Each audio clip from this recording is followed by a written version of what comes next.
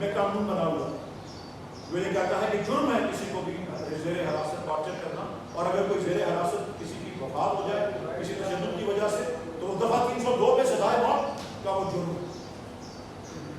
لیکن ہمارے یہاں افسوس، اور یہ رپورٹ کہہ رہی ہے باہر والے ہم کو آئینہ دکھا رہے ہیں کیا کہ آپ کے جو قوانین ہیں، میں انہوں نے یہ لفظ نہیں استعمال کیا لیکن میں تشبیہ دیتا ہوں کہ کیا یہی ہے کہ آپ کے قوانین اور آپ کے آئین اور ہر موضوع کو انہوں نے پاکستان کے آئین اور قانون سے جوڑ کے کہ یہ وعدہ کرتا ہے پاکستان کا آئین، یہ وعدہ کرتا ہے پاکستان کا قانون، اور اس کی پامالی کی بات سے رکھی ہوئی. اور کوئی ایسا انسانی حقوق کا کوئی معاملہ ایسا نہیں ہے جس کے اندر انہوں نے کہا ہو کہ جی پاکستان کی ریاست کی کارکردگی وہ کسی بھی لحاظ سے قابل تحسین ہے